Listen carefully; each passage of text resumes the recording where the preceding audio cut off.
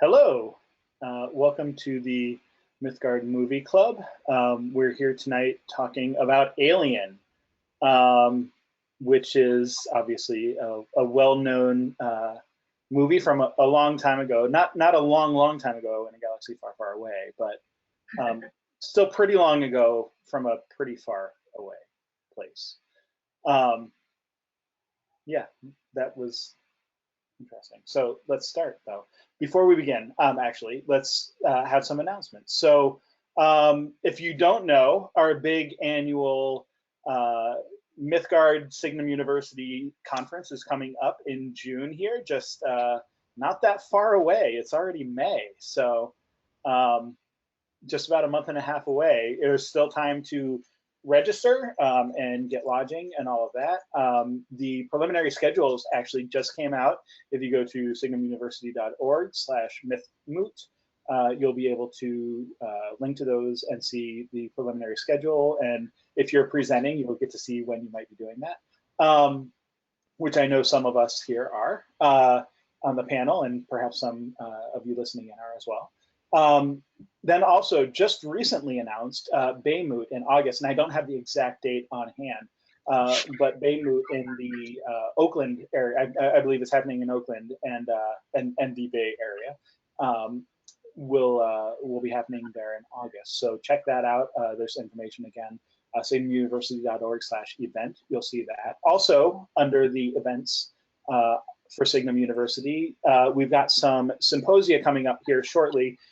Thesis Theater with Franny Moore-Kyle and pardon me, John, I'm forgetting his last name off the top of my head, will be coming up presenting their theses. And then in, I think just next week or a week and a half, Serena Higgins is going to be talking about how to present at conferences. So if you are presenting at MythMoot or one of our other moots coming up, you may want to join in on that and see what she has to say. And then Tom Shippey, always a favorite, talking about his newest book, Laughing Shall I Die, which of course is a very Norse idea. And so he's talking about the Vikings there and his research, and that'll be great. There's a whole panel discussion going on there, and Tom Shippey will be doing that. Coming up, just starting next week, actually, just here in a few short days, we've got our summer semester at Signum University with 3 of our classic courses, Science Fiction Part 1, which is a great class. I took that. I did not take the other 2, but I hear they're also great. Intro to Old Norse and the story of The Hobbit. Some really good classes starting up next Monday, but you can still register and join those as an auditor or as a student if you're looking for a certificate or an MA. And then this summer, we're also doing Signum Academy. Those of you who don't know about that yet, last year we did the Hobbit Camp, which went over really well with a lot of libraries. I believe we had like something like 60 some libraries involved in homeschool groups and that type of thing. I know we started promoting that a little earlier this year, and we're expanding it to 4 different books that are covering about a 2-week period for each of them. There's a little bit of overlap, but you can see the books there. If you know any libraries or librarians, or know any, like homeschool groups, or even just, maybe families with lots of kids or something, you can, let them know about that. Anyone can join for free, and it's a really great program. And then you can see all of the URLs there to get more information about all of these things. And next slide is not enough. There we go.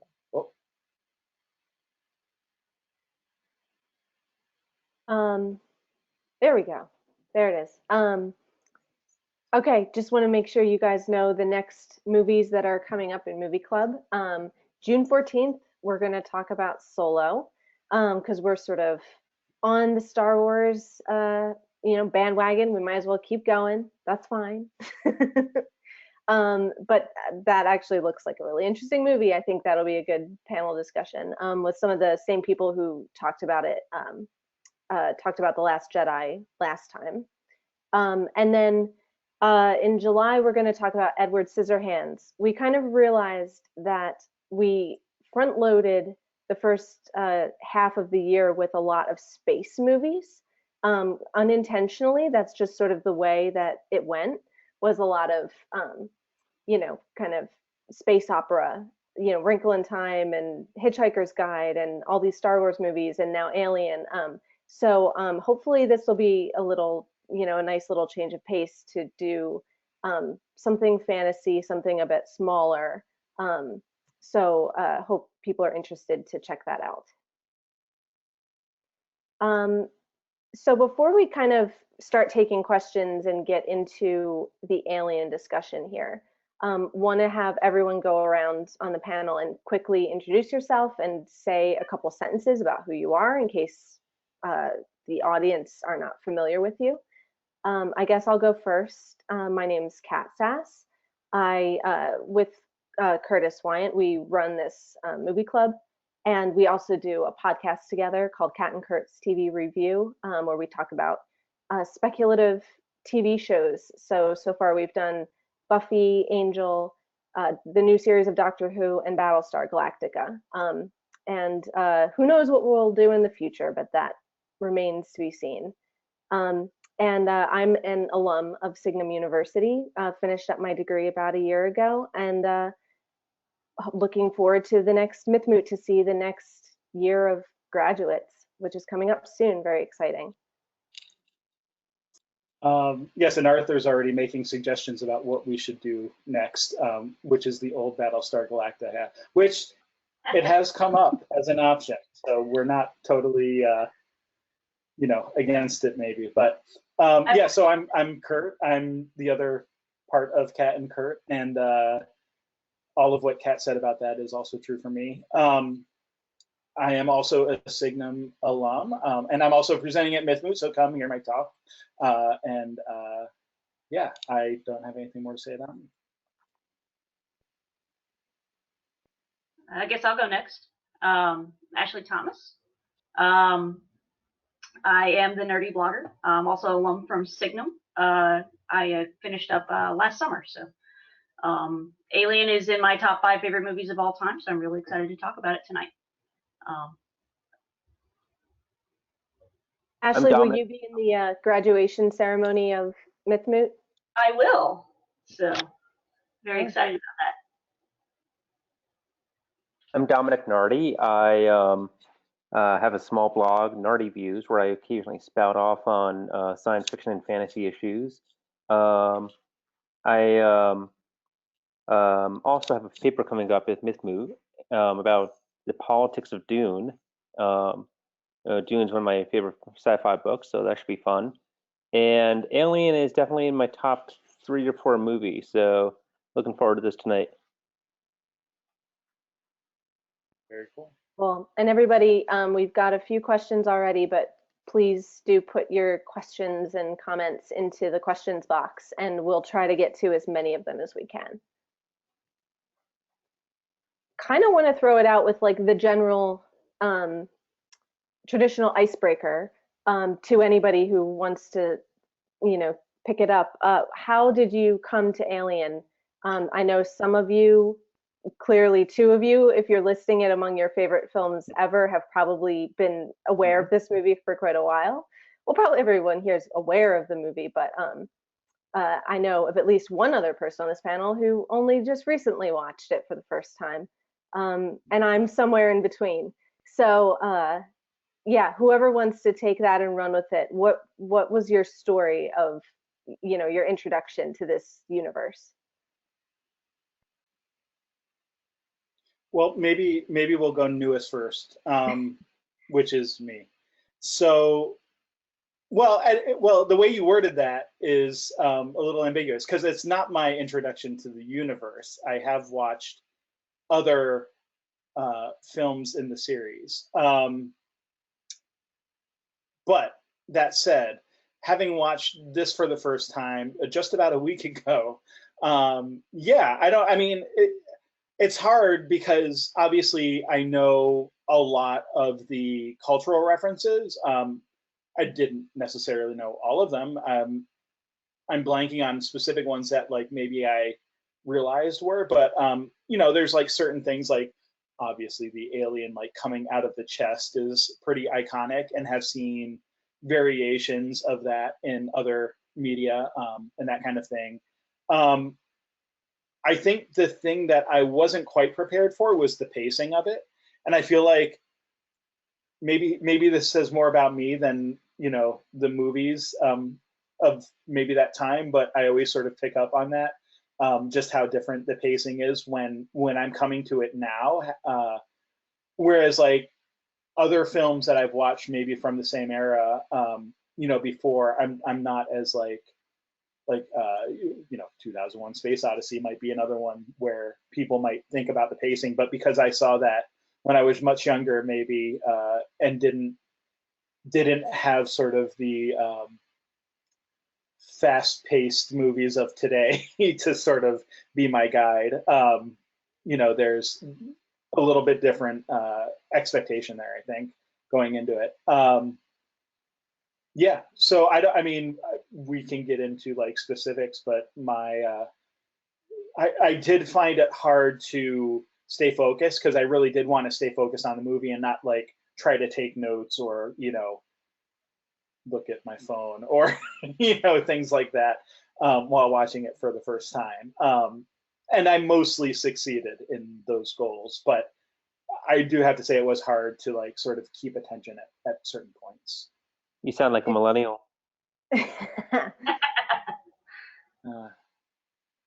You know? Would you use the word dated for this movie, do you think? Coming to it now. Well, I mean, it depends on what you mean by dated, because I think I'm not opposed to like slower movies and like more thoughtful, you know, films and that kind of thing. I do think, I actually think like from a graphic perspective, and we'll get to like some shots later on, like it actually holds up really well in some of the effects and like the set design and stuff. And there is like, I don't know how much Alien itself is playing on previous, you know, sorts of designs and that kind of thing, but you know, I certainly saw things from later films that seem like they're callbacks to Alien, although I suppose they could be callbacks to like earlier tradition as well. You know, more than just the one iconic scene that I mentioned already, but just like even in the general design of, you know, how things look. So in that term, in those terms, I would say no. I actually thought maybe my surprise was more the other way at how well it sort of held up.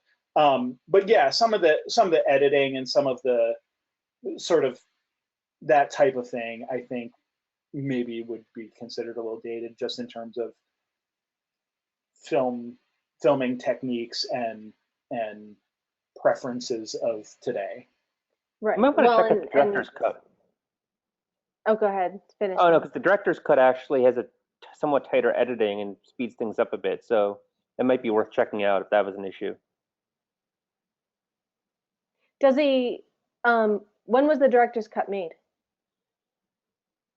Oh gosh, it was either 99 or 2003. I always forget, but it's not technically a director's cut. It's just a special edition. Sure.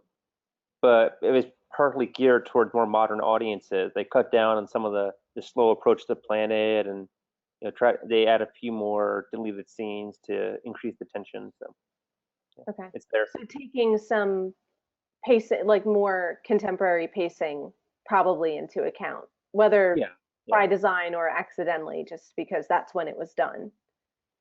Oh no, Ridley Scott said deliberately that he wanted to speed up the pacing for more modern audiences.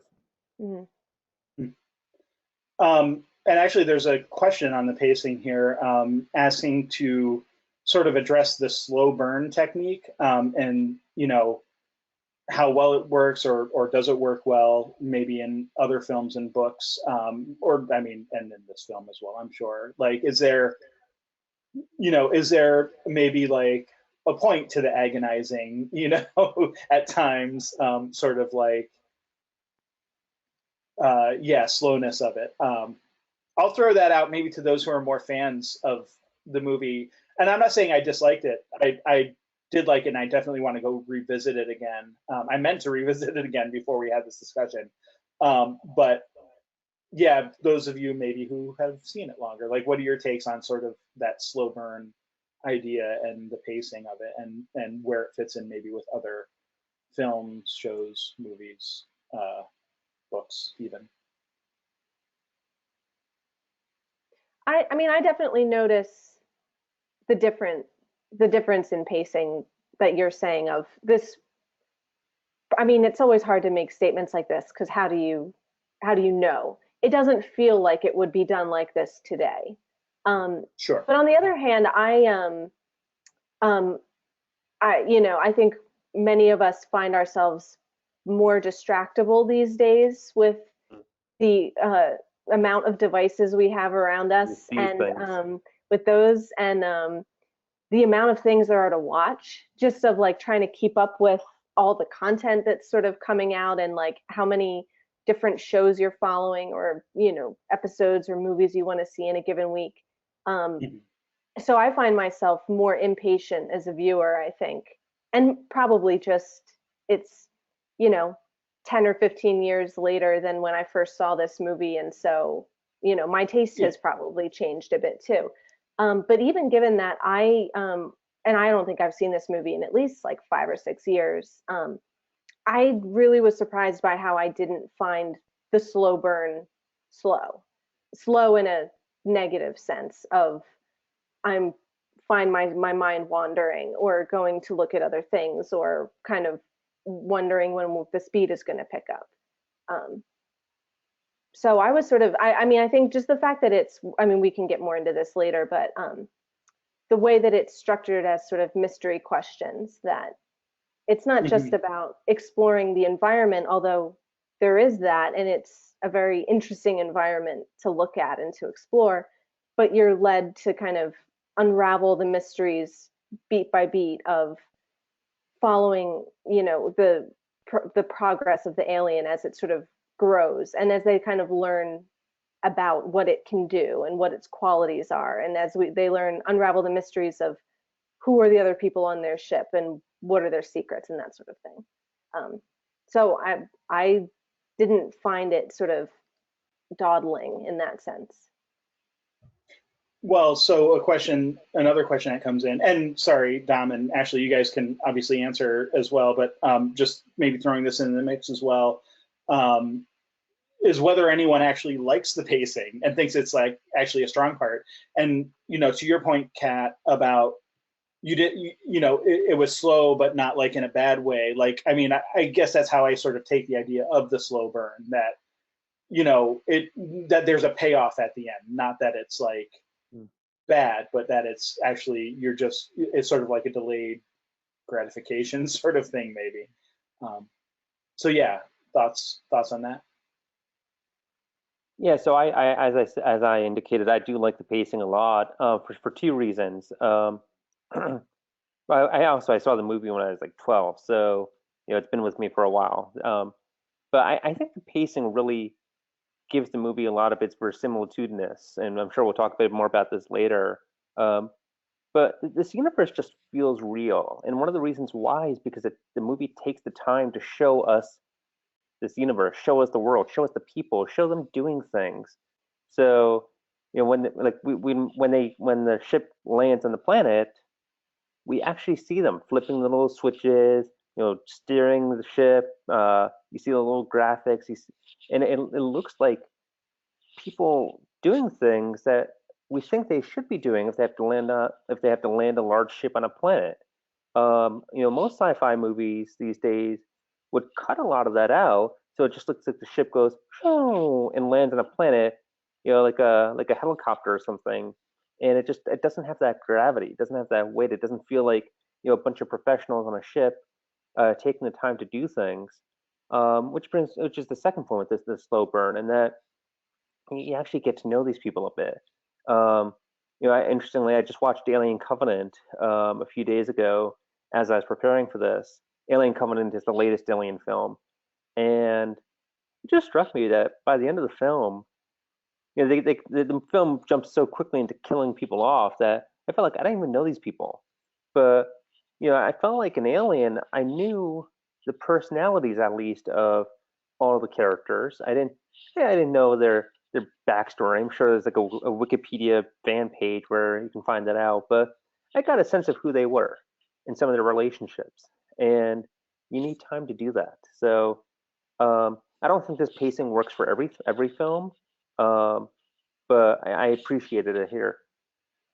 Well, and my understanding, I haven't seen the direct sequel, Aliens, yet, but my understanding is that the pacing changes quite a bit, or at least the style. So along with the genre. That may have also, and yeah, so I mean, because I definitely going into it, like if you were to ask me before, it would have been like, yeah, there's like a ship full of people, and there's an alien just like hunting them all down and whatever, and like that's kind of true, I guess, but like that's obviously not descriptive of what this movie actually is.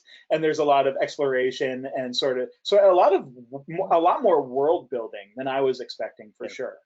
And especially because I have seen Prometheus. And so like I was not expecting to see a giant telescope alien, guy sitting there. I had no idea that was in this movie. Even though I've, seen this later made but earlier in time, within the story movie, Prometheus. So that to me is kind of interesting that I just had no idea. And obviously like the whole like exploring to see what's preventing them from getting transmission off, and like going in and seeing this alien ship and like finding these eggs and like all these, like that's obviously a major plot point of the movie that I just had no idea about going into it. Versus what I thought it would be is like more of a Friday the 13th in space kind of thing. It brings up another point in that I think the slow burn lets this it complicates the film. It's not, and I think we're going to talk about genre later, but this isn't just a horror film. It's a science fiction, and it's not just a science fiction horror film. It's actually a science fiction film, and I think partly because that slow burn. It's a film that indulges in the wonder of space, the majesty of space, the exploration, the unknown. And the first half of this movie is, could have turned out very differently. It could have turned out like a Space 2001 or a Star Trek. You have a crew going to an alien planet. They're exploring. It's only about halfway into the film that they find out that the egg is this parasite and it kills them all. So there's very much a science fiction element to this that I think I appreciate. And then a lot of the Alien sequels later, like Alien 3, they're just straight up horror movies. They don't really have that science fiction aspect to them. Kate Neville in the chat said something similar about the pacing is there to let you get to know the characters, and she says that even though she hadn't seen it in years, she remembered all of them, maybe not their names, but remembered distinctly who they were and their personality, maybe what their job was, and that they weren't just red shirts, and which is kind of funny because, like you were saying, not just in backstory, but I don't think we get to know the characters super well, in the sense that they're not very well, I guess, defined by maybe today's standards of, all their history and their backstory and their subplots and motivations. And like, I mean, maybe the most basic motivation most of them have is to just like get home and get paid. Like, there's not like, we don't get kind of the soap opera elements between them, and yet you do come away feeling like they're memorable and they're distinct and that they have characters. There's a lot of really subtle character work that goes on in this film that like a lot of it I didn't really pick up on until I read a bit more about the film, just in terms of relationships. Like you see that the way Parker interacts with Lambert, for example, is very different from the way he interacts with Ripley. Like he's a bit flirtatious with Lambert, but he also has this weird chivalrous side. Like he wants to be the action hero. He sees himself as like the knight in shining armor, and that's that's like really important for the for their ending. And then just seeing Ash as like the science officer and seeing his quirkiness and so they're like little subtle cues. But yeah, you're right. Like they don't ever say, oh well, my dad died and that's why I wanted to go on this mission, or so on and so forth. It's more, the character building is more about their personalities than it is about like their backstories or even their motivations. Well, and it's based in the acting, because it's one of the reasons why I had such a hard time coming up with titles for these slides, because there's really not much dialogue in this movie. Like, I mean, there is in the sense, but it's very functional. It's very pragmatic of, like really mostly apart from like the dinner scene, most scenes are about, how are we going to do this job, or how are we going to survive, or what's the plan? They're not talking about themselves. So the personalities have to come through in the physical performance, I guess. Ashley, you started to say something about the fact that it switches genre, Yeah. between movies. Do you want to speak for a minute about like, what do you see as the differences of, how would you characterize the different, like we agree that the pacing and the genre is different, but how do we sort of define that?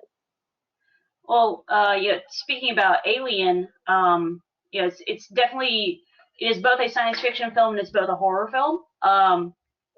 Whereas one of the things I really like about it as a science fiction film is that the slower pacing lends itself to world building, which is, of course, hallmark of science fiction. Then when you had the Aliens sequel, the genre shifted from sci-fi horror to sci-fi action film. So while it's still, you have that element of horror, the aliens are terrifying, and in some degree you've got similar kinds of shots with things in shadow. One of the things I noticed this time around watching Alien again was I had forgotten there was like this steady pulse kind of sound going through in the background, where you get that much heavier in Aliens, which the instruments they were using to track the xenomorph. So those are just a couple of things. I mentioned earlier the Aliens in my top 5 favorite films of all time. That list kind of changes a lot. But Alien always stays in the top 5 for me. But I'm actually newer to the film. I didn't watch it until maybe 3 or 4 years ago, which I have this very long list of movies people keep making for me that I haven't seen, because apparently I only watch comic book movies or Lord of the Rings. But once I watched Alien, I was like, I have to watch the rest of these because I love it. But I actually saw Prometheus first. When I watched Alien for the first time, I was surprised how much Prometheus was actually like Alien, and saw all these similar things. Like, oh, it all makes sense now. But anyway, I wanted to watch it because I was reading a book with some friends at the time by Jeffrey Overstreet, who's a film critic. And he referenced Alien as a good one. Like, if you don't like horror films, which at the time I really didn't, as one to watch, because it does have those elements of horror, but it's not a slasher movie, Yeah. But anyway, I could talk a lot more. I've heard it described, or is it? A horror movie for people who don't like horror movies. We can debate how true that is, but that's one of the cliches that's thrown out there. There was a toy line for Aliens for kids when I was younger. I loved it. Like, I used to play with those toys. Like, I don't know. I mean, it's not a Friday the 13th, but I'm not quite sure who in like Kenner or wherever thought like kids should be playing with toys from a movie like this. It was very, very, very odd marketing decision.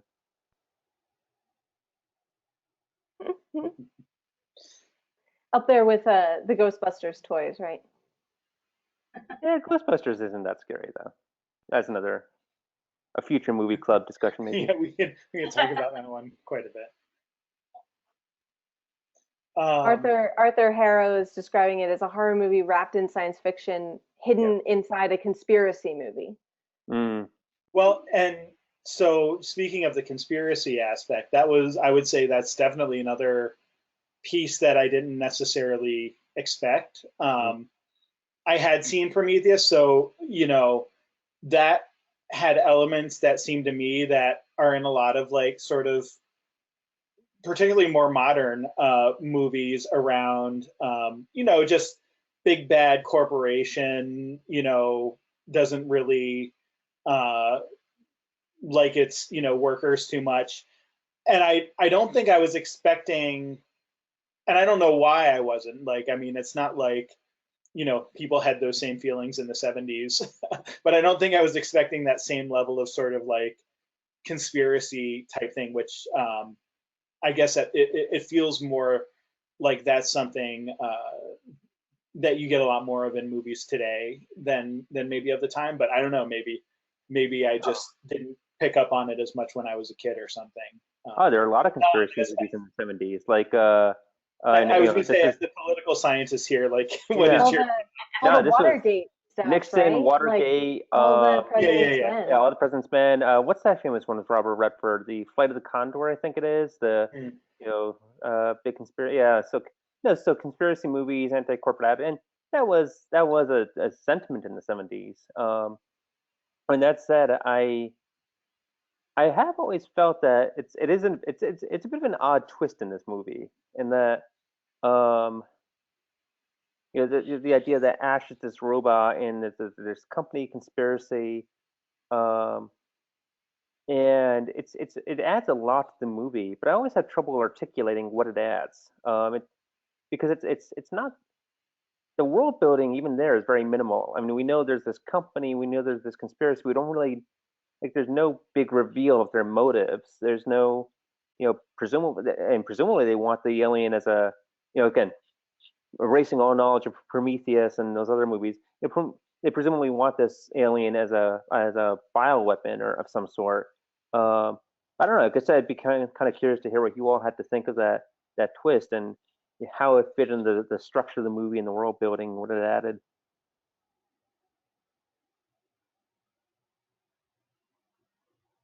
Yeah. That's a good question. I remember the first time watching Alien, not knowing, even though I'd seen Prometheus first, I didn't know that Ash was a robot, and I found that very, very shocking. Especially because you got the white goo spurting everywhere, and that's gross. But yeah, I thought that, wow, it's like, old Bilbo is a robot. That's very interesting. That's how my brain works.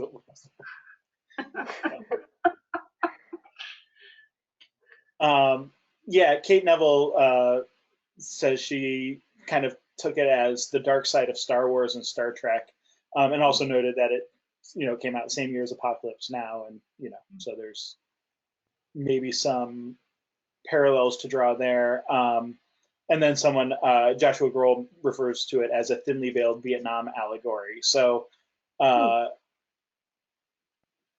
don't know.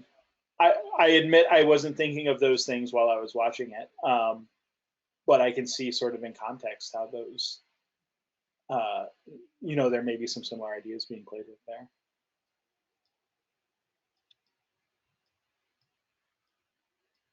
Yeah, I'm still thinking about your question of what it adds, because I do agree that the Ash plot adds something. The main thing that strikes me on rewatch after having seen the newer movies with Fassbender, right, as the android is, I think he's good in those movies. I think he's does a fine performance.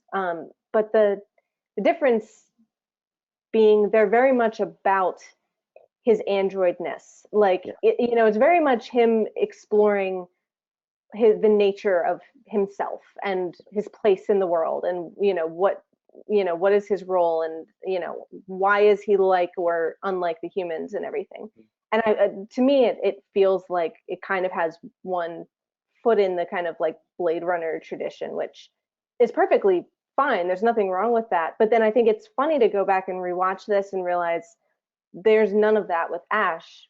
I mean, mostly because you don't find out until the end that, he is an android, but there isn't any of the soul searching. He's just sort of, I don't know, his story's not about that. I feel like he becomes more part of the world building aspect of he's there to serve the story rather than the story being built around the exploration of his character.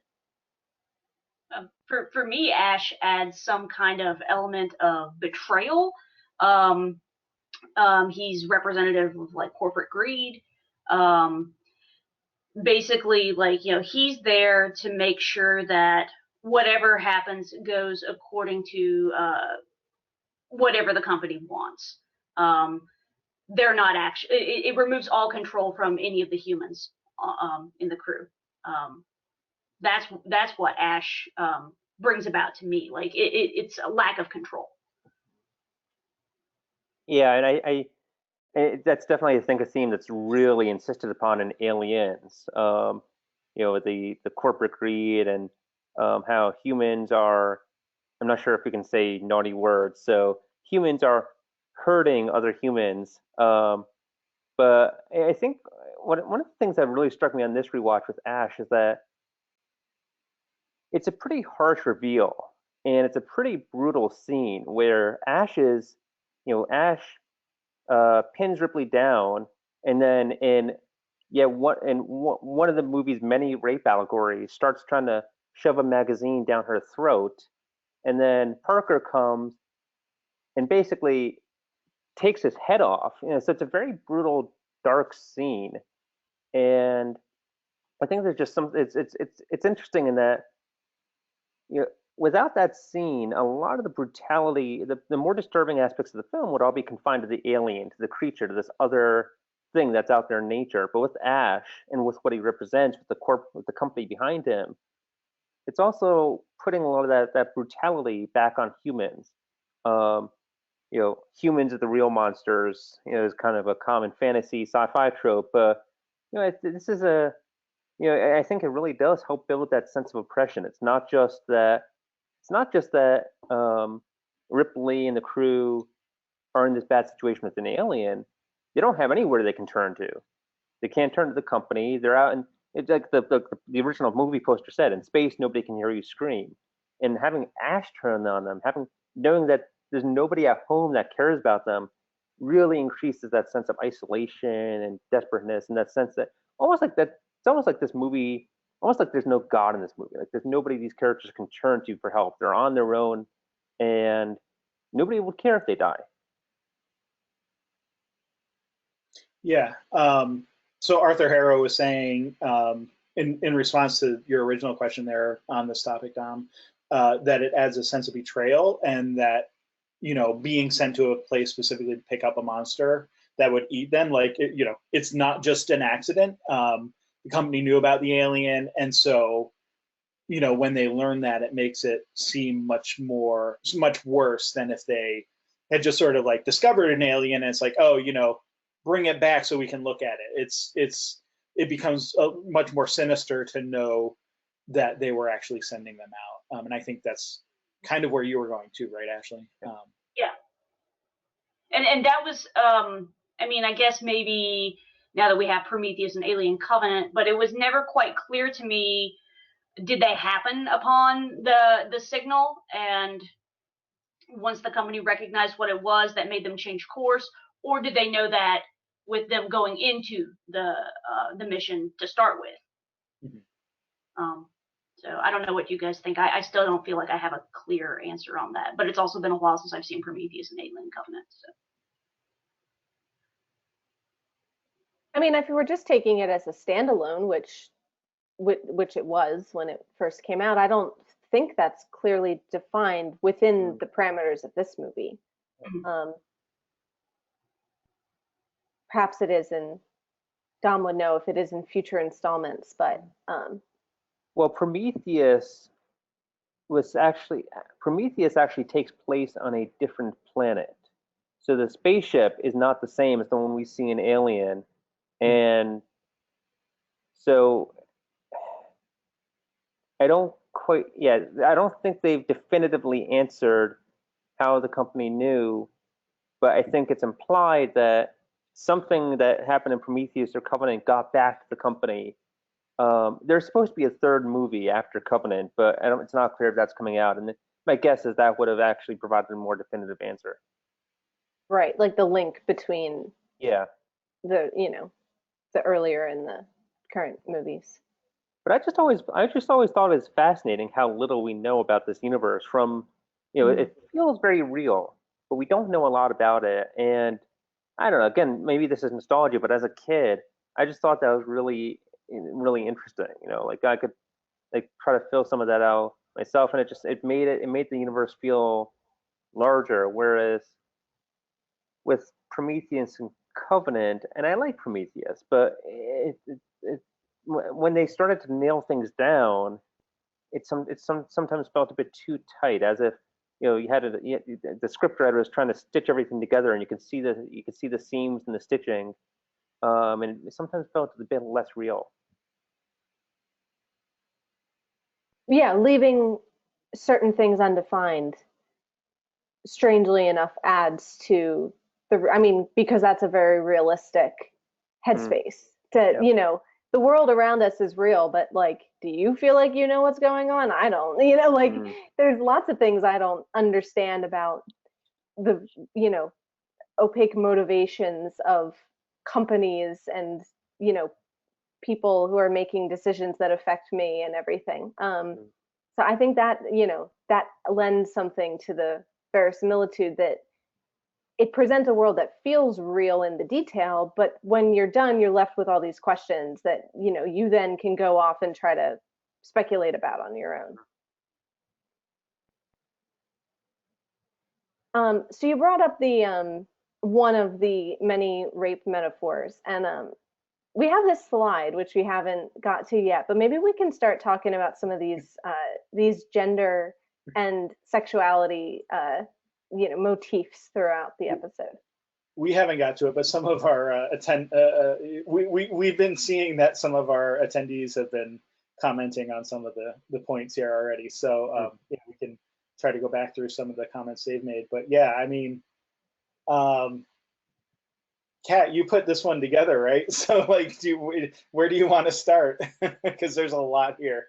Well, I just sort of threw everything on that I could think of or find reference to. So, we can kind of start anywhere. We've kind of talked around Ripley, but we haven't talked about her too much yet.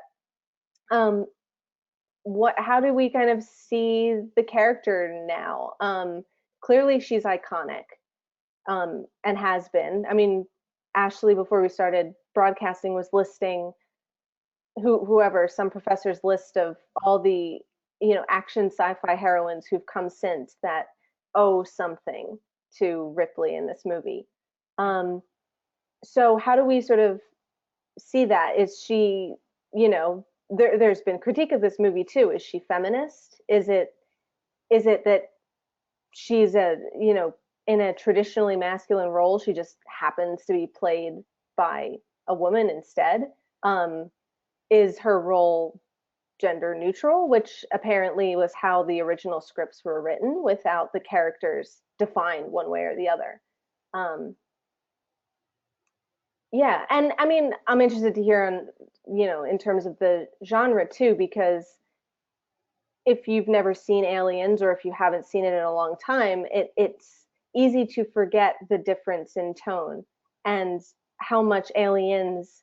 All you have to do is Google the poster and some images to see the difference in visual style of her kind of with a huge gun and sweaty and being action hero menaced by all the things, whereas we've talked about through this, that quote, nothing happens for the first half of the movie, and then it's this slow burn, and it's really not till the very end that things sort of come to a head. And even then, she's not so much Rambo as like just trying to sort of get to the shuttle and survive. So I don't know. I feel like maybe do we overestimate the character in this movie based on the sequels, or are those sort of feminist action hero things there? I don't know. I'm just throwing that out. Yeah, I do think that point is well taken, and that it's very easy to look back at this movie now with aliens in mind and recontextualize the character in that way. Having said that, um, I really do like how Ripley doesn't start off as an action hero in this movie. I just it's some I my favorite types of characters are those who start off as regular people or normal and grow into that role. And Ripley was actually, you know, and we talked about how she was written, the original character was written in a gender neutral way, but Ripley was actually a very important character for me as a younger person, and being able to envision female action heroes. And I don't want to say that's just Alien. There's probably Aliens as well, but like there weren't a lot of movies with female stars, especially not in science fiction. And I think Aliens is one of those movies that kind of for me, as a male, broke down that barrier and kind of let me realize, hey, women can do this too. And I think part of the, and, what Alien contributes though is somebody who is smart and tough. She's not an action hero in Alien, but she's still somebody who's comfortable with authority, who is intelligent. When Dallas wants to be let on the ship, she's the one who insists on following quarantine procedures, and she doesn't back down, and she holds her ground. She's the one who survives, and again, she survives because she's smart.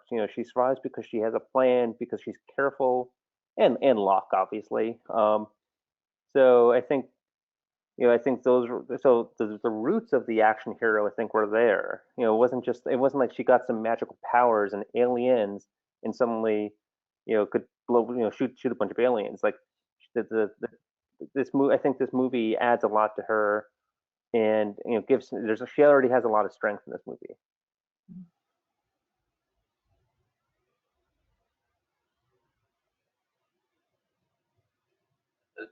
Yeah, we have some votes in the chat for the kind of gender neutral approach of her femininity isn't made in a special point, but neither is she just a male character with, who happens to be played by a woman, that, she has qualities that are sort of crossover or are lacking stereotypes in either direction. And I agree that it's nice that she's not born an action hero. I've railed many times against the kind of strong female characters trope. Kind of for that reason, it kind of, it can take women out of one box and put them in another. And there's many different ways to be feminine other than to be strong and shoot things. Not that there's anything wrong with that. So it's kind of nice to see her evolve by necessity as she's trying to survive, to start out as smart and cautious. And those are her kind of qualities. And, it's only when their lives are threatened that she finds she has this sort of physical resourcefulness as well. Yeah, one of the things I really like about Ripley, first of all, when somebody says Ripley, my first thought is cosplay goals, because I like to do stuff like that. But Ripley in this film, she's not necessarily defined by gender characteristics. She's defined as someone who gets up and does what needs to be done, if that makes sense. Because she's adamant about hey, we have to follow quarantine procedures. She's somebody who does her job and tries to do it well and do it right. I appreciate that. But she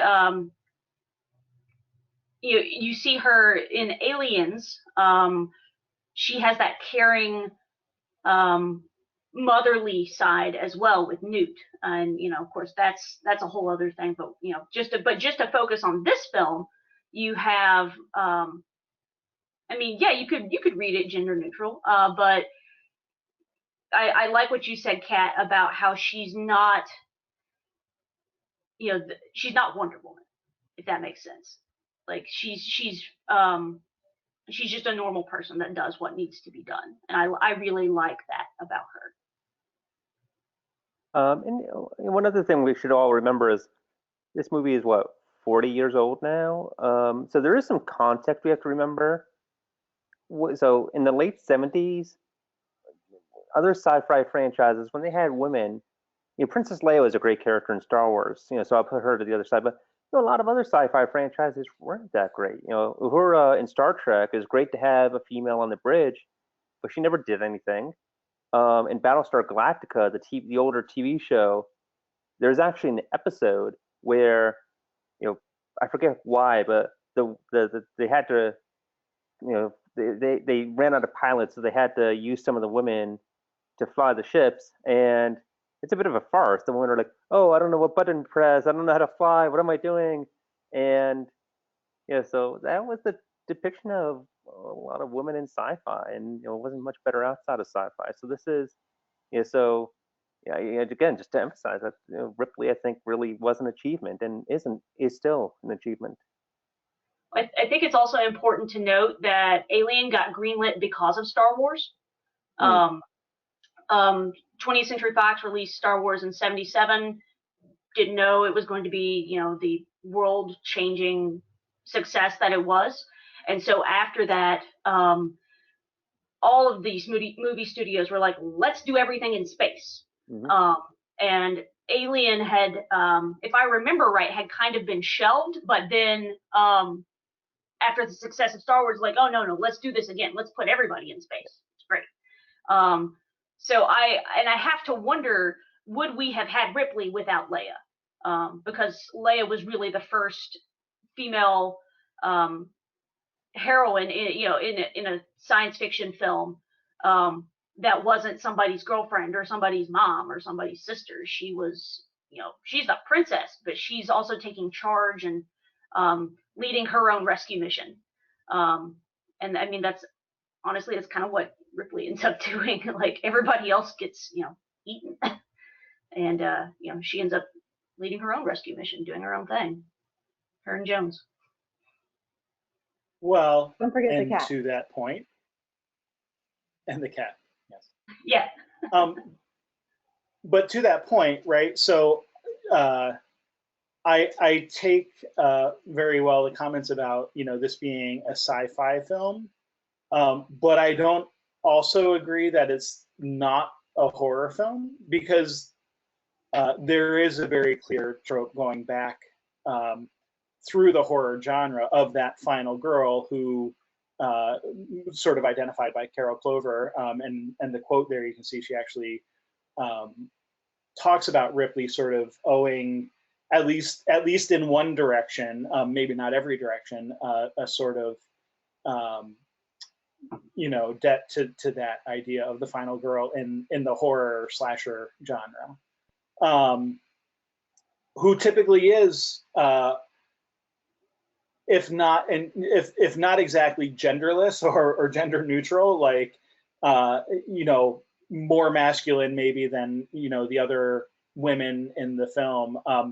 Not always, so she might be the brunette, whereas all the others are blondes, and that kind of thing, and has a little more, maybe,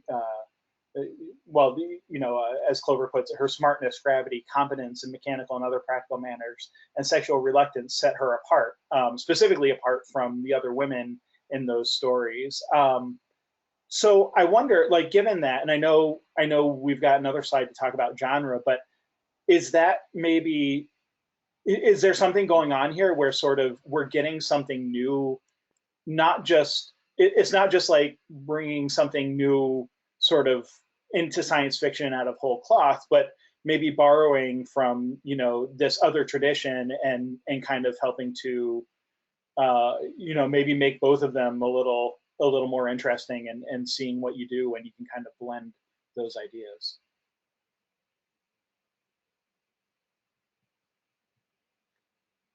I'll be honest, I don't really watch a lot of horror, and I certainly don't know. I'm not enough historian enough to know what the state of horror films was like in the late '70s. Like I know Texas Chainsaw Massacre.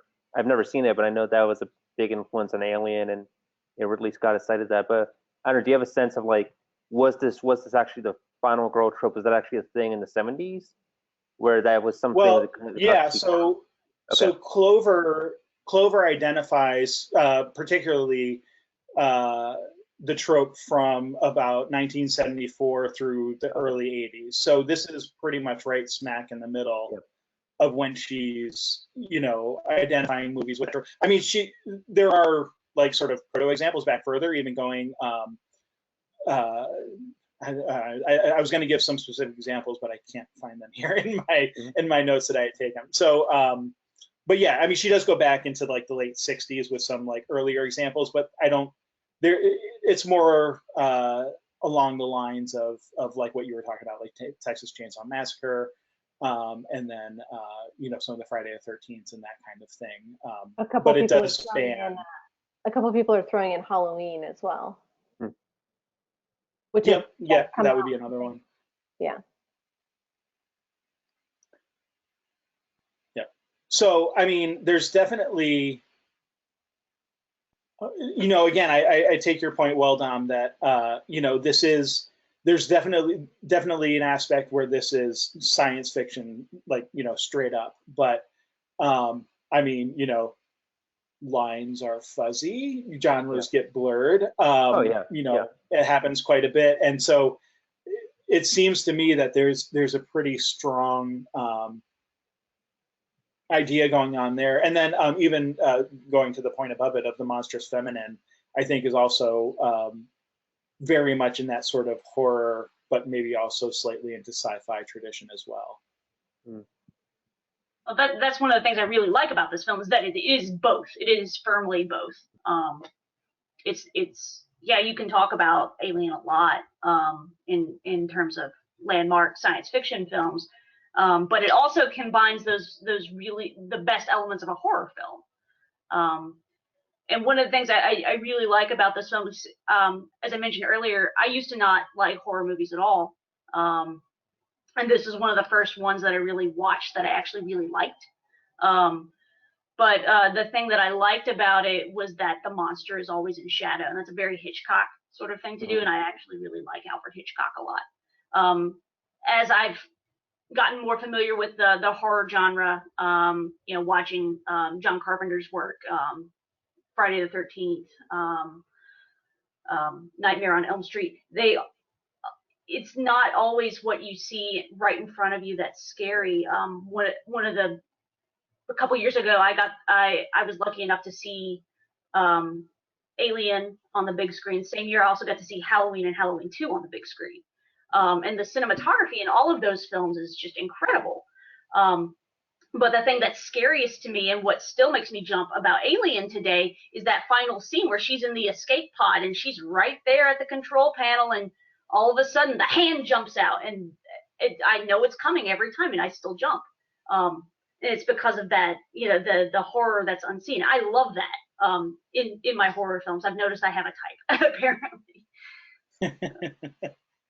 The other thing I like about that scene is how it hides in sort of the ductwork of the ship. So, I mean, even if you've never seen it, you probably know it's in there somewhere, right? Like your instincts are telling you that, you know, as soon as the shuttle launches, like the alien is in there.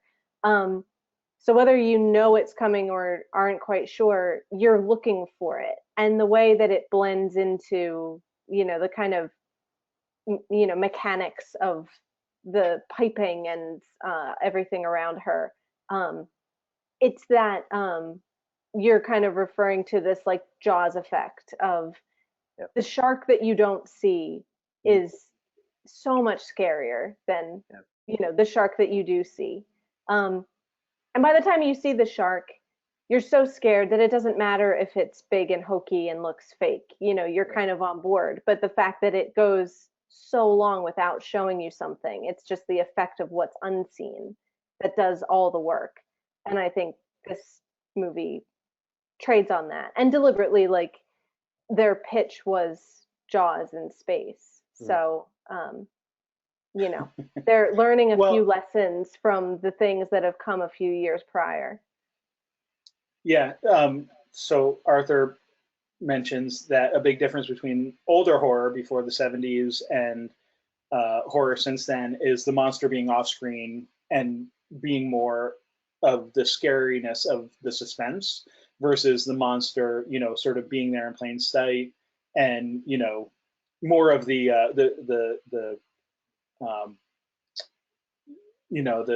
blood and gore and the sort of the torture porn, I think, is the term that they use for that type of thing. So yeah, and that's what's interesting. That too is I've also seen arguments, if you go back even further, of the difference between sort of book monsters and movie monsters, where the book monster is more of the psychological,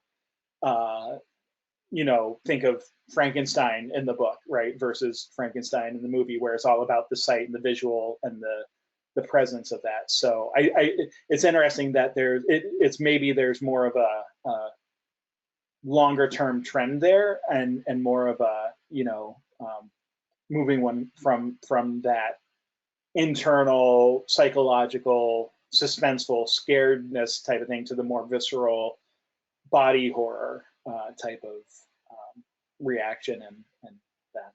Well, 99% of that was budget. An Alien, I mean, they had if you look at the suit, it's a pretty cheap suit that doesn't look very good, but it's, they hide the suit. In Jaws is the same. The shark looks hokey, but you do a quick cut and you do a few edits, and they sell it.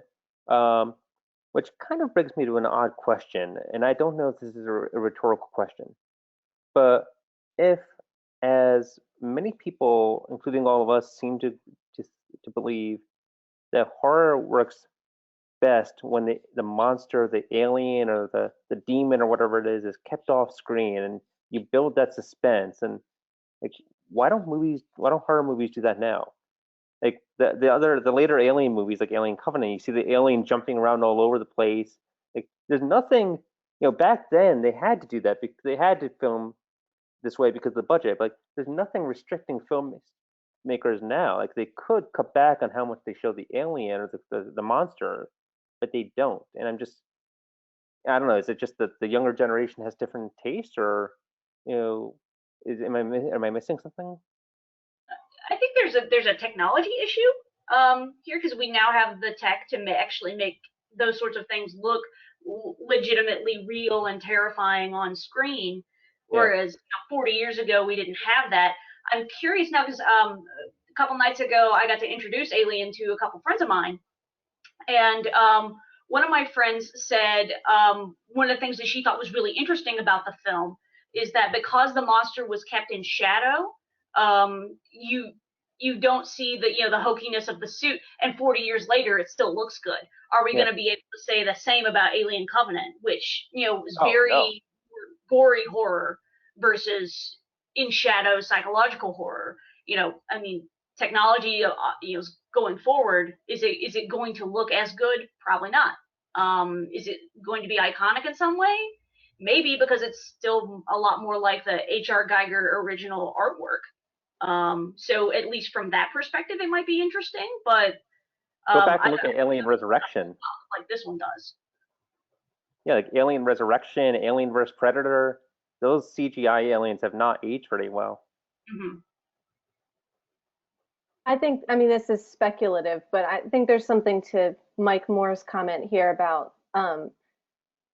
current storytellers being guilty of giving audiences what they're asking for. And I think that's part of it. I mean, maybe especially when it is a franchise, when it's something that is familiar, and the reason that these movies are getting sort of everything is getting rebooted and sequelized and greenlit and sort of, you know, continued forever is, you know, the sort of brand recognizability of it. That's not solely, I'm not saying that every sequel is devoid of creative value, but like, I think there's a sense of like, if you want to get people to come into your theater and pay, you know, a $15 ticket price, you know, plus snacks, of like feeling like you're owed some sort of gratification of the images on your screen.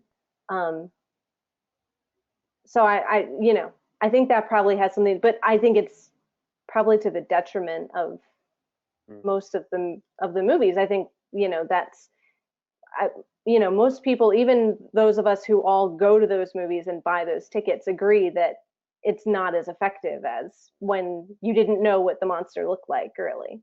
And I think there's just always something about practical effects. As good as CG can be, there's something about light bouncing off of a physical object that has a particular effect on film. I think that even if it's hokey, if it's done well, it has, you know, it can clearly last for 30 or 40 years. Yeah, and I mean, so there are certainly examples, as Joshua Grohl is pointing out, that there are some of the better horror movies still do that. I mean, I guess we could debate whether this is horror or suspense, but if anyone else has seen A Quiet Place yet, I would say that goes in that direction of, you know, being more suggestive than, you know, showing. I mean, you do certainly see the creatures at some point, but it's not the main, you know, part of the movie. So.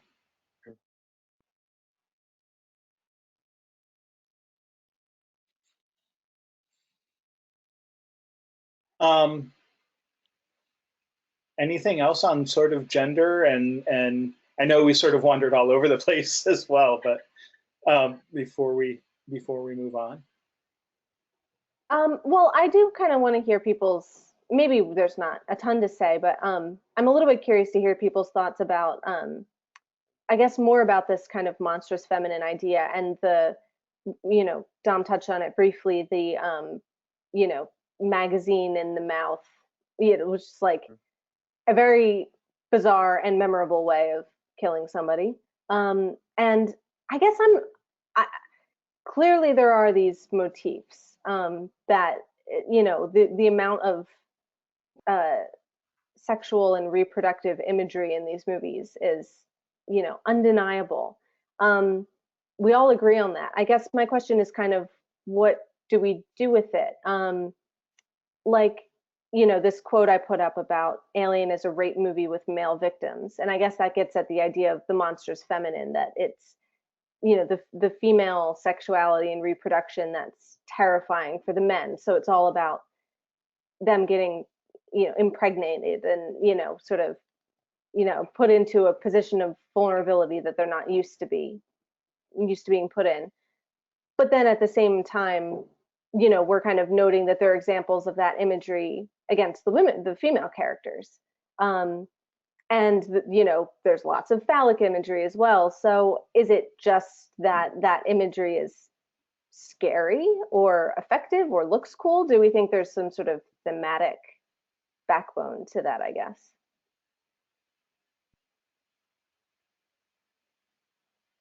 Oh, and Arthur is asking about Lambert. So I have a bullet here about Lambert as a transgender woman, which I only just found today while researching.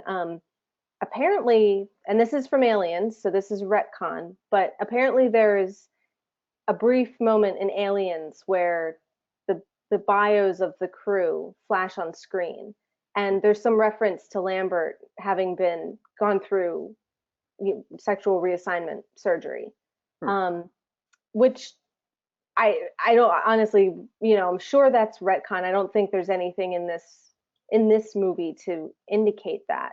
But people have then gone back and sort of, you know, tried to see how do we factor that into the gender and sex dynamics between the characters on the film. I never caught that in Aliens. I know the scene you're talking about. I didn't see that. I mean, I didn't, not having seen Aliens and not having seen this before, I didn't think of her as a transgender woman at all. So Yeah, and that's just sort I'm of kind a of with little, Arthur on that one, that it just kind of seems out of left field to me. But and that's sort of a piece of trivia. I don't think that it doesn't seem to have played a part in the making of the original Alien itself, as far as I can tell. Yeah, I've never heard that come up in terms of the making of. The one thing that's very interesting and disturbing about Lambert and her death is if you pay attention and see how the alien kills her, and specifically what it does with its tail, it definitely involves, sexual imagery and sexual, parts of the body. And I'm kind of thinking out loud now, it's like Lambert as a transgender woman. It's kind of interesting in that's how she dies, and if that's the case, I don't know what to do with that. It's there, and that Lambert is the only member of the crew who's killed in that way. Most of the other, the men, Kane, Ash, and Dallas are actually killed through impregnation. You don't see it in the movie, but then the director's cut, there's a scene where the alien actually implants Brett and Kane, Brett and Dallas with eggs, and they get chest bursted. So most of the men died through impregnation, which is kind of an interesting take, with the sexual theme. Parker is the only male who doesn't, and that's because he was trying to defend Lambert from the alien. So, yeah, I don't know. I like you said, I'm not really sure what to do with this. The imagery is definitely there. The gender deaths are definitely there. I just don't know. I'm not quite sure what to do with it. It's making me think of Evil Dead, and I can't remember what year Evil Dead came out. So if anybody knows that off the top of their head, that would be helpful. 81. So that would be post Alien. Yeah, I'm not quite sure what to do with it either, and I wonder if it seems that the reviews when it came out were somewhat mixed, and I wonder if that had something to do with it, the sense of the kind of nastiness of some of those aspects without maybe, I don't know, a clear reason as to what it's going for.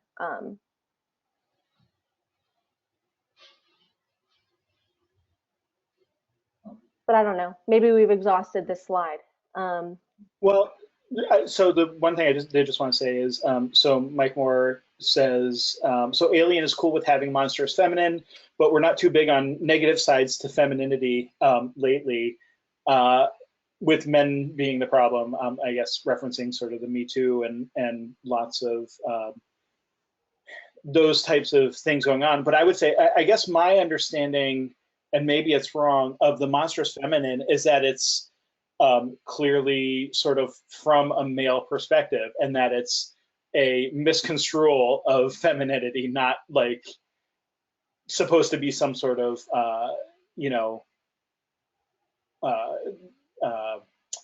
exact or accurate depiction of what females actually are, but it's actually more of like metaphor for like male fears about what females are and that sort of thing. So yeah, you may be right, Kat. Maybe we've exhausted the slide, and we can certainly move on to other things, but just wanted to make sure that I pointed that out, because I don't think that it's saying that like females are bad. It's saying, you know, this is sort of a inaccurate or metaphorical depiction of how of the fear of the feminine by men, Right. usually And specifically.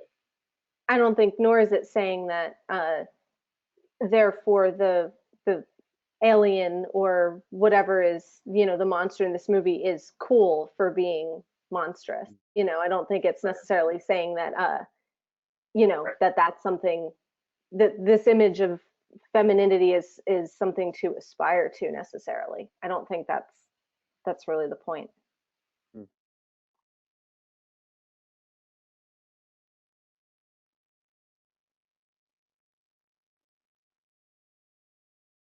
All right. Kind of building on the horror tropes, we don't have to talk as long about this slide as the other one, but I did want to bring up the idea of the cabin scenario, which is my own little minor addition to sort of film and television genre theory, I guess. So actually, first of all, I want to point out this spaceship here. First thing I thought of when I saw that was, it's the Alliance from Firefly. It sort of has that, you know, like tower kind of look to it. Yeah.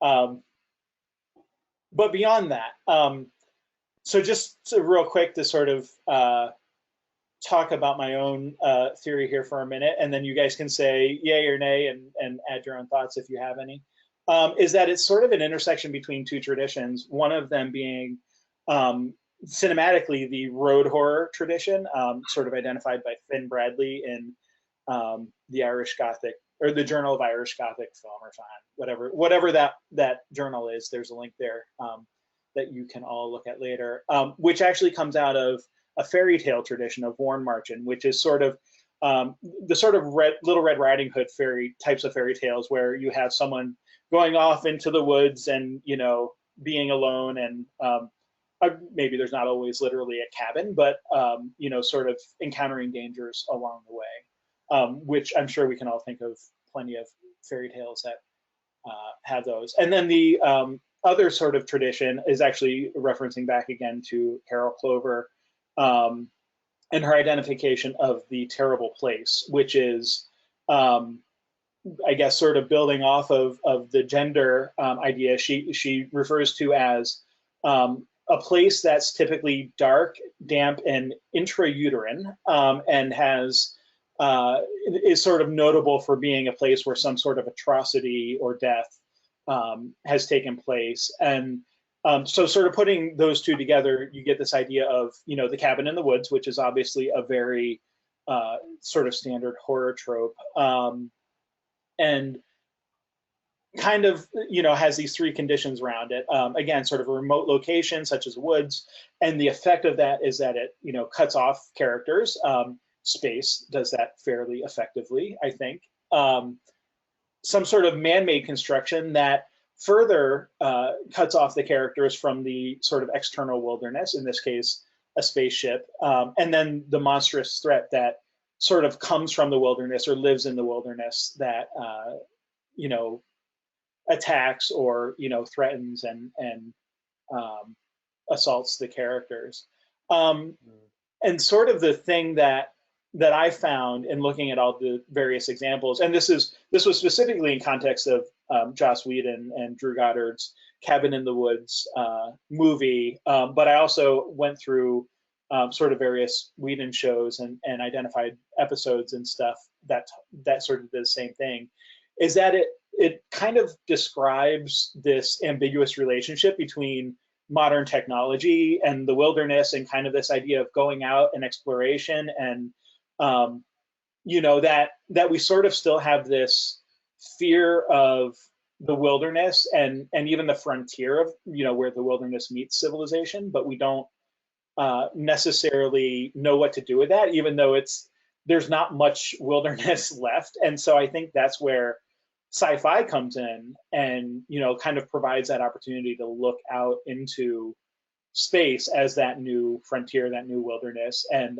obviously For those of you who might be taking or wanting to take Amy Sturgis's Science Fiction Part 1 this semester at Signum, she talks a lot about that sort of idea as well in her class.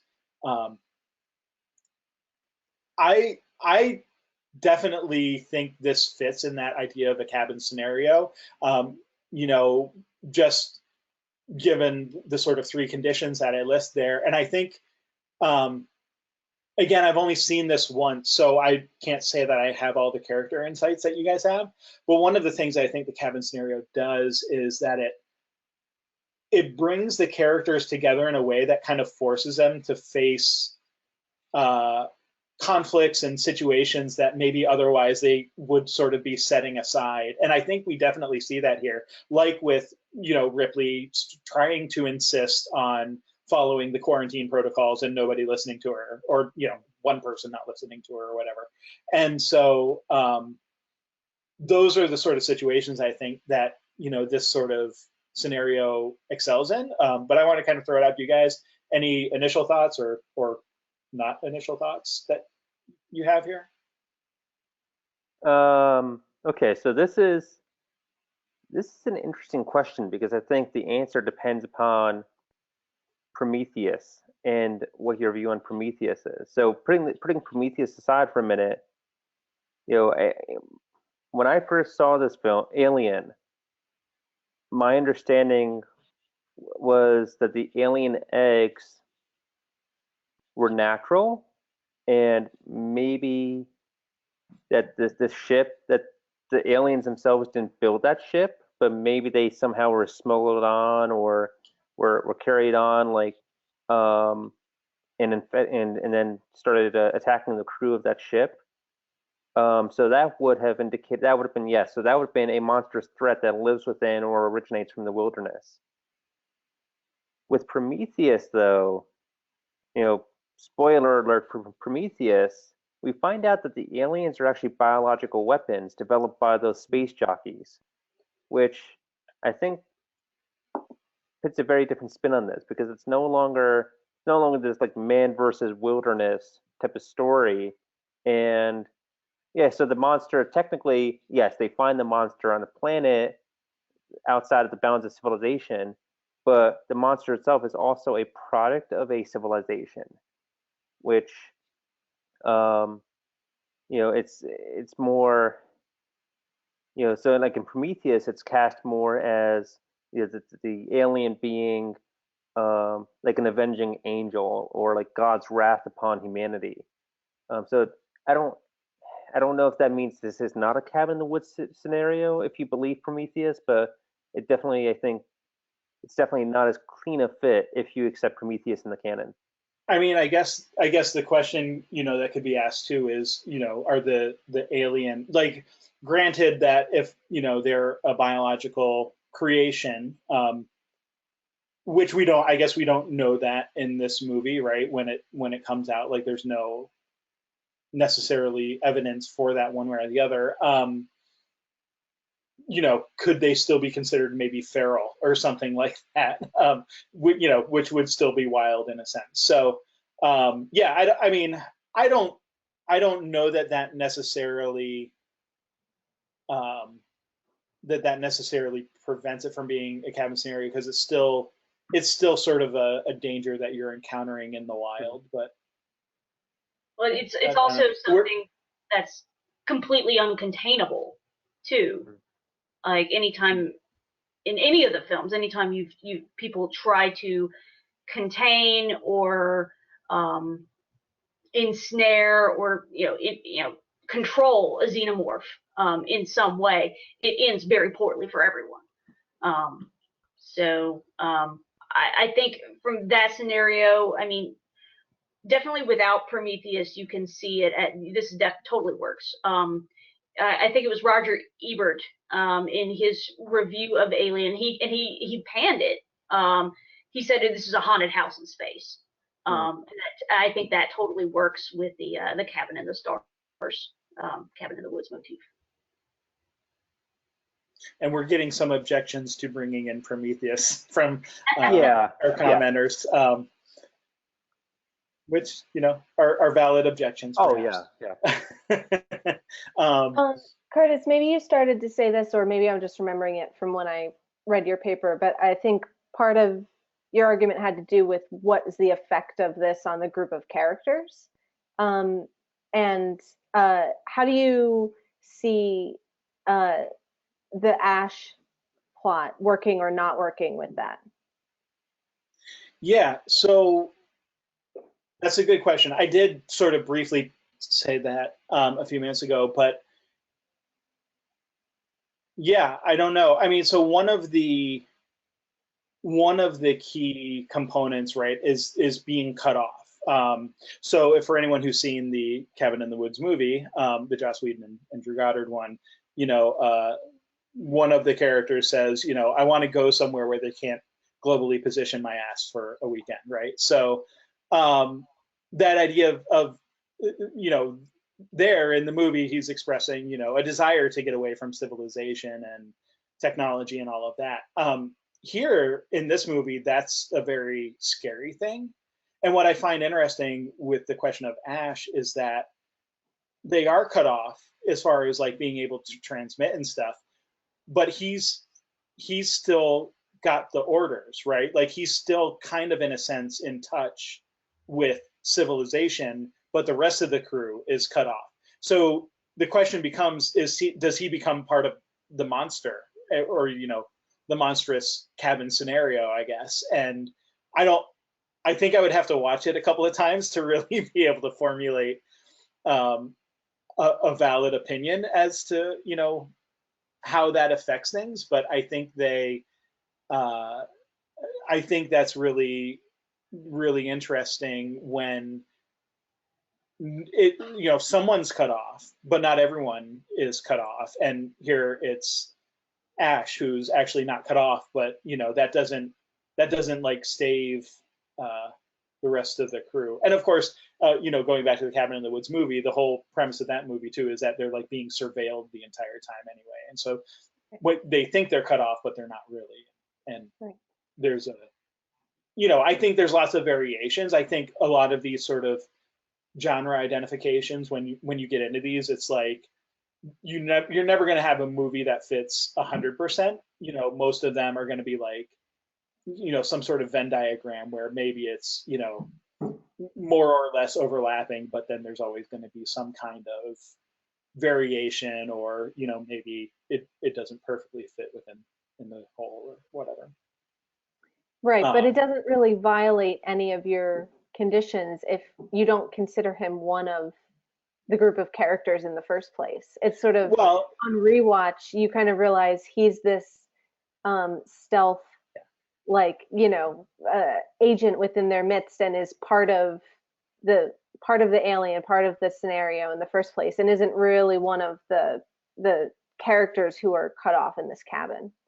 Yeah, or right. I mean, you can get into all sorts of discussions about, you know, is he a person? Does he have you know, agency in the same way that the humans do, and that kind of thing too. Like, so I think there's, yeah, that if he is a person, then what does that mean? You know, does that make him more or less monstrous? I don't, you know, I think again, I would have to watch it, you know, a couple more times probably to kind of formulate my own answer to that, but yeah.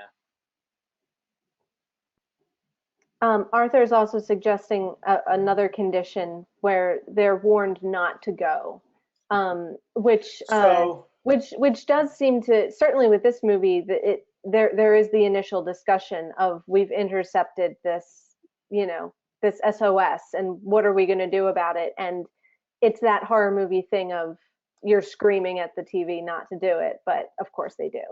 No, that's definitely true. And yeah. I mean, it's a common horror movie trope. Yeah, they stop at the gas station, and, you know, there's like the creepy old guy who's like, oh, don't go to that cabin. There's stories about it. And, you know, they're like, what do you know, old man? And then go on anyway. I mean, I don't identify that as particular to the cabin scenario, but it certainly is a trope in horror films, of course.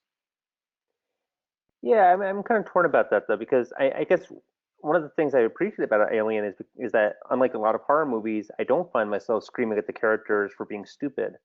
Yeah. And I guess except for when they bring him in without quarantine. That's kind of dumb. Well, no, but Ash, yeah, no, but look at the movie. Ash is the one who does that.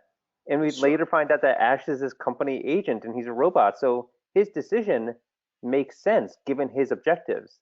Like he is not being stupid. He is following his plan in that case. So yeah. but in and terms it's such a relief that he doesn't convince anyone to do it. That he just does it on his own, because then you don't have the thing of why would you listen to this shady guy? Exactly. Yeah. But and I think in terms of going to the planet though, it's also going back to what we were saying before about this being a meld of sci-fi and horror. I think the first part of the movie it doesn't go too far in foreshadowing that this is going to be a horror movie. Yeah, the planet's kind of stormy and stuff. Like you don't expect that this is going to be you're going to find this wonderful friendly alien, but it also there also aren't a lot of jump scares in that earlier part of the movie that prime you into thinking that this is horror. Like there's that element of exploration and discovery, and so I don't know. I guess I don't find myself thinking the characters were dumb for answering this distress call. Yeah. No. Well, I mean, and they couldn't not answer it, right? Yeah, like that's part of it. Yeah. No, I think that's a valid point, and I think that goes back to that this is a blending of genres. So it might fit the cabin scenario the way I sort of define it in my paper, but that doesn't mean it's just a cabin scenario or that it's adhering strictly to the sort of horror traditions of that cabin scenario. Because I think again, like there's a fairy tale tradition to this idea as well, and I think finding yourself in an unexpected realm with sort of the perilous realm, right, of a magical creature that is not wholly good and is maybe trying to kill you. That's not like just a horror scenario, that comes out of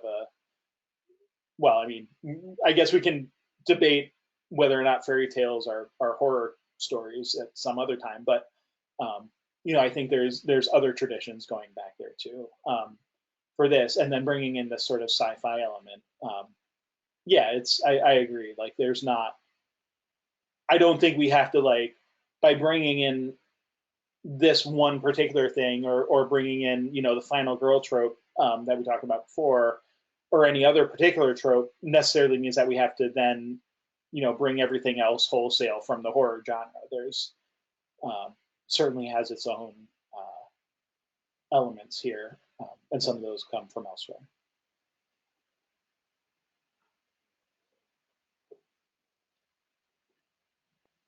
All right. Well, thank you for indulging me in that. So to Arthur's other point here that he was just saying, another common trope is that they split up and all go off alone. But yeah, we have to stick together. We can't do that. We can't do that thing where we all split up and go off alone.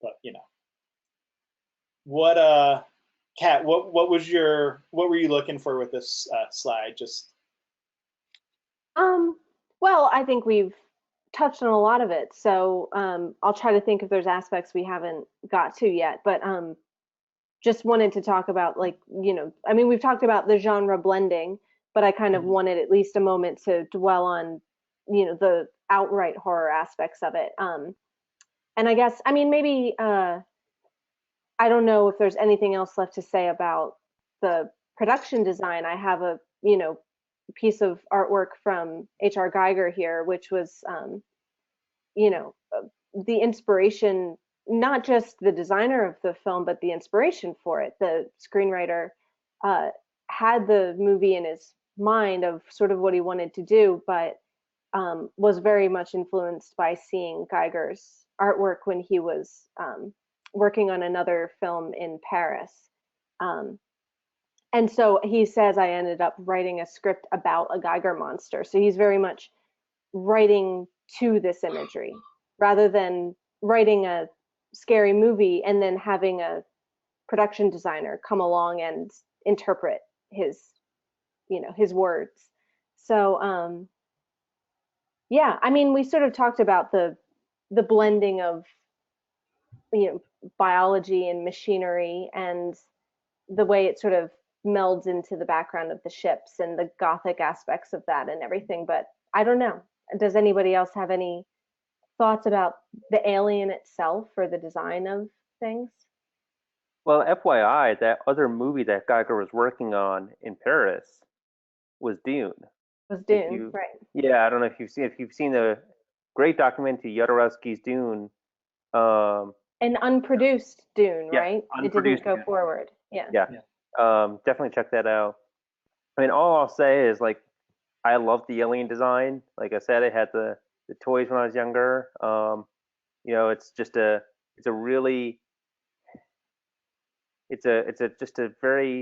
looks alien, and that's something that sounds obvious, but if you look at most aliens in movies, Star Trek, obviously most of the aliens look like people with funny ears or foreheads, but even in Star Wars, even when they get a bit more extreme, they kind of look like variants on Earth life.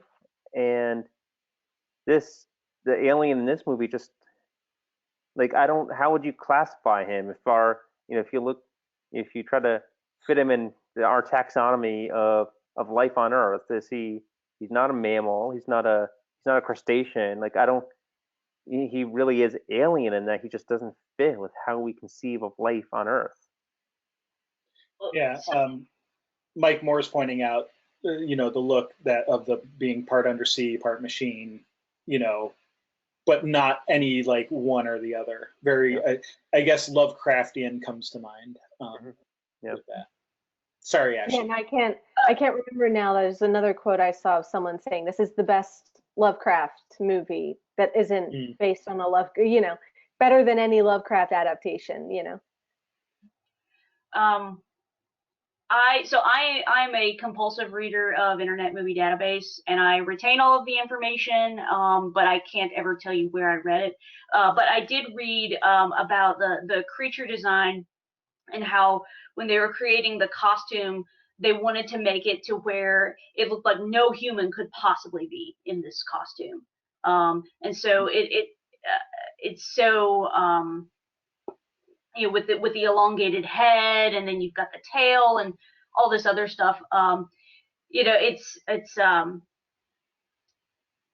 You've never seen anything like it before. I know people that got to see it in the theater, and they said the experience of going in there and seeing an alien that is completely unlike any other alien you've ever seen in a film before was just that made it that much more horrifying.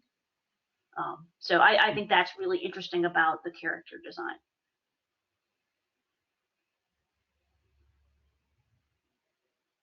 Yeah, and things like, who would think to have another mouth come out of its mouth? Yeah. A phallic symbol within the phallic symbol. Yeah. Fair enough.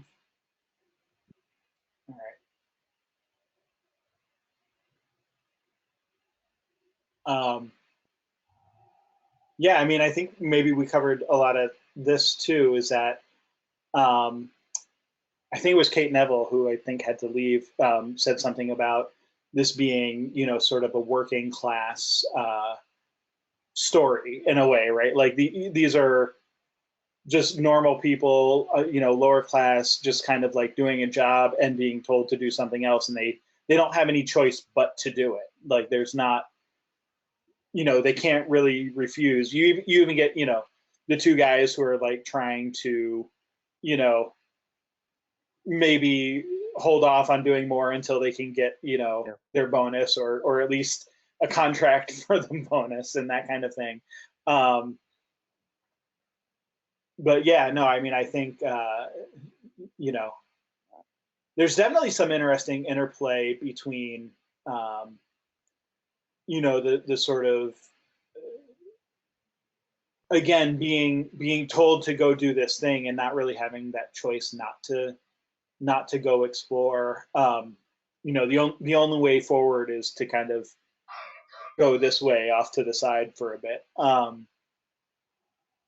But yeah, any other thoughts around? I know we talked a bit about that whole sort of corporate betrayal aspect of it.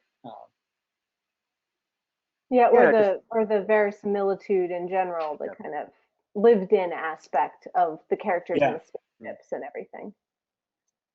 Yeah, I just thought that conversation you pointed out. Oh, sorry, go ahead. Oh, sorry, this is my dumb comment, but I just like 100 years in the future, we're still wearing Chuck Taylors, and that makes me very happy.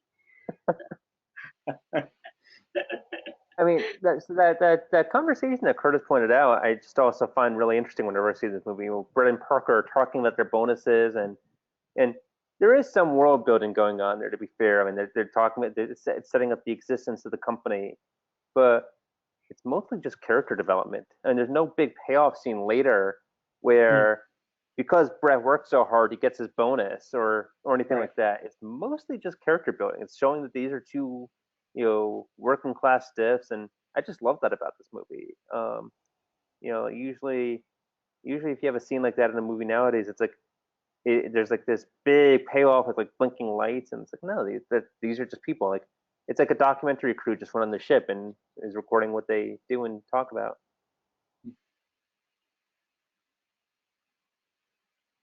Well, and you know, John, to a comparison to a episode of Doctor Who that Curtis and I recently talked about on our podcast called Oxygen, where you do get this kind of after it's a very alien, I would say, of as Doctor Who episodes go, it's one that's clearly drawing on Alien for its sort of ideas and everything.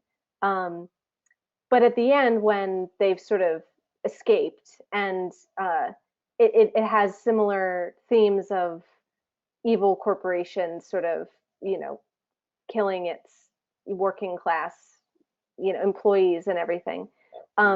You hear of, you don't even see, you just hear of this kind of big emotional payoff, or what's supposed to be, where they went and protested and rebelled, and then that was the end of the company, and that was the end of capitalism in space. And it's just this moment of like, okay.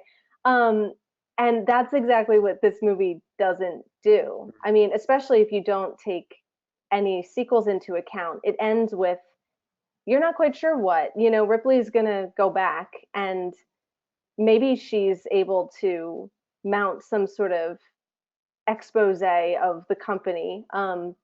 But maybe not. We're not privy to that information. It's sort of confined entirely to her experience in this particular adventure, and isn't left with, here's some grand statement about her, how her experience helped to kind of create some sort of utopian future.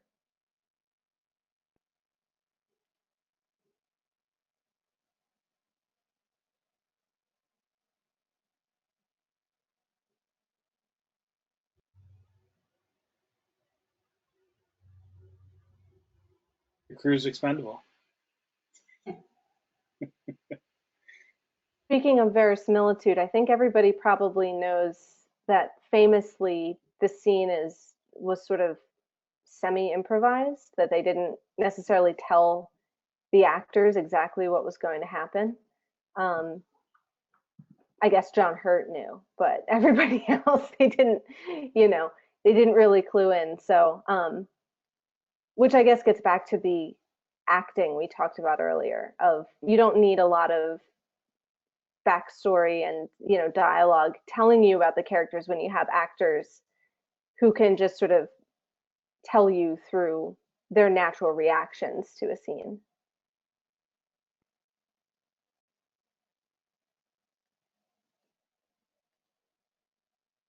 So yeah, anything else about like the other members of the crew that we didn't cover already? One other point I'll bring up that I think just goes back to the gender discussion we had earlier is that you know, common trope in in movies. Is whenever you have two women, it's almost like there has to be some sort of antagonism between them. Like there's some competition. Is like, and it like you don't get any of that here between Ripley and Lambert. There's no like they're not like, and there's no real love story either. Like some fans have speculated that maybe like somebody's sleeping around, but it's like it's not. You don't fall into those tropes either, which is just kind of nice. And I'd forgotten too how far Lambert makes it into the movie, which was kind of nice to see. Because in my kind of revisionist memory, of course she's like the first to go. I mean after John Hurt. Yeah. I was just expecting, having not seen it in a while. I was expecting her to be dispatched earlier than she was. So it's kind of nice to see the order in which they go through things is a bit unexpected. Does it pass the Bechdel test? Huh. Well, I think so. I mean, Lambert and Ripley definitely talk about how the heck they're gonna. They talk about how they're gonna draw straws or kill them on. They argue about what's the best course of action, right? So, I mean, Parker's involved in that scene as well, but there is interaction between the two female characters, yeah.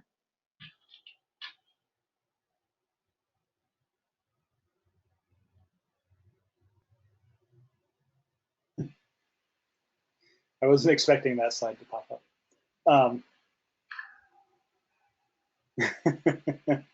So I mean, I think we've talked a bit about structure. I mean, we spent so much time talking about other stuff before we got to the actual content of that first slide that I feel like we covered a lot of these things. But the sort of slow burn and the nothing happens for the first 45 minutes or so. Any other thoughts about the structure and sort of the role? Well, we have the role of Ash here, but I guess really any of the characters, because that's kind of, as you were just saying, like Lambert makes it maybe further than you would expect, given if like you just knew like what the genre and like the characters were there, and you knew there were two women characters, and you might think that one of them would be the first to die, but that doesn't happen, like you said. So, any other thoughts about those types of structural or one thing I see one of the bullet points, watching the alien's slow growth, and that's actually the one criticism I have of this movie. The alien grows pretty quickly, and I kind of wish there had been an intermediate stage in the growth from the chest burster to huge, enormous monster. Again, budget constraints, yada yada yada. I understand all that, but it would have been nice to, like maybe something like a child alien or something like that, because it does seem a bit. I do have to suspend this. I can suspend the disbelief, but it's a bit of an effort. I think, I mean, that's it. It grows so quickly that's fine. You can kind of imagine that this life form, goes from embryo to adulthood within a day.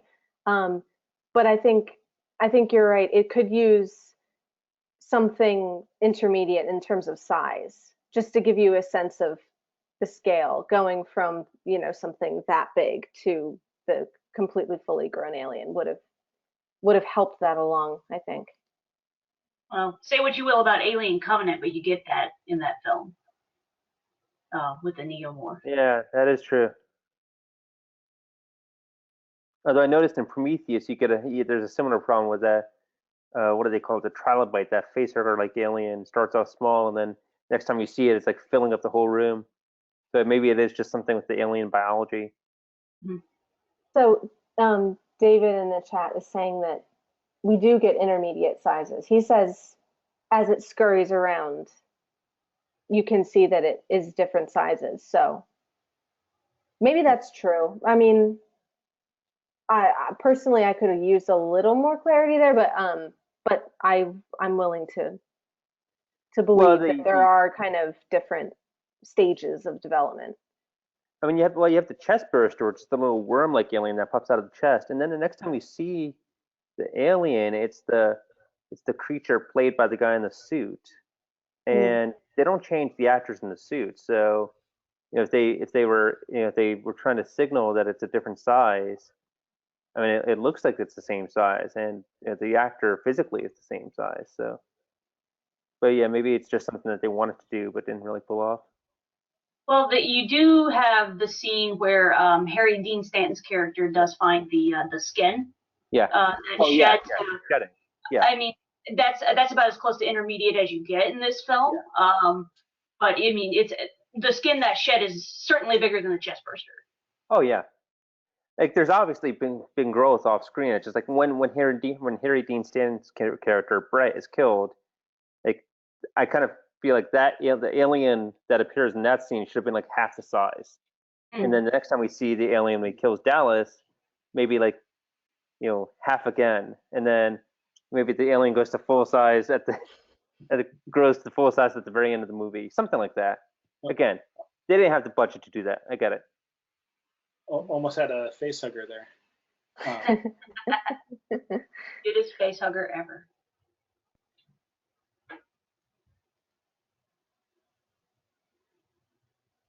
All right.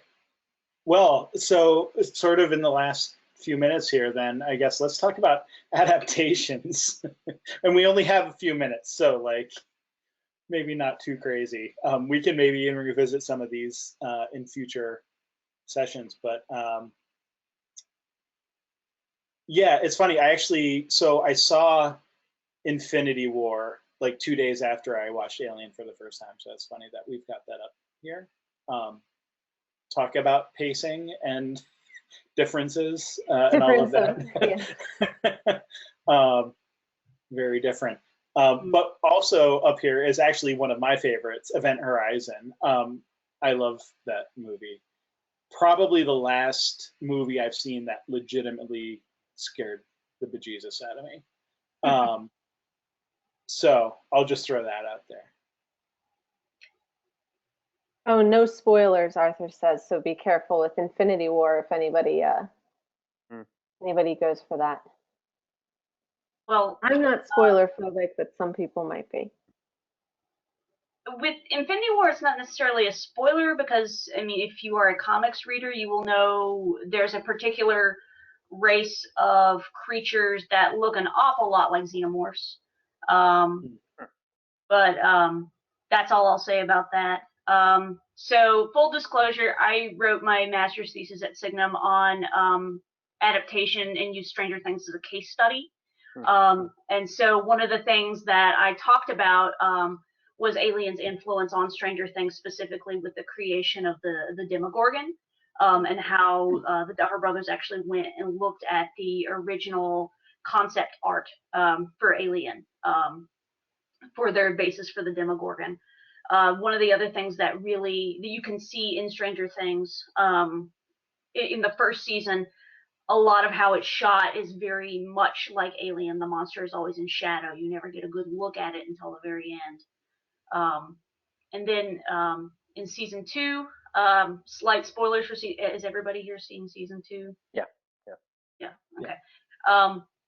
The Demodogs are very much like aliens. You have all the little critters that are running around. All the extra aliens are very much like the xenomorphs in Aliens, which is fun. The other thing that I thought was really interesting about Stranger Things is there's an Entertainment Weekly article last February where the Duffer Brothers were talking specifically how with Stranger Things season 2 they wanted to make it a sequel that stood on its own, like Terminator 2 and like Aliens. They specifically referenced Aliens. And the other thing I really love about it is the first time Eleven's on screen in season 2 is like, oh look, there's this little mini Sigourney Weaver running around, and that just makes me very, very happy. So I could talk for a very long time about Stranger Things, but I will spare you that. Curtis already mentioned A Quiet Place earlier, which is very quickly moved into like my top 10 favorite films of all time. but I saw it again yesterday, and I was just very struck how the creatures in A Quiet Place, and again, same kinds of shooting. You never see them very clearly until the very end, and even in the very end, you don't get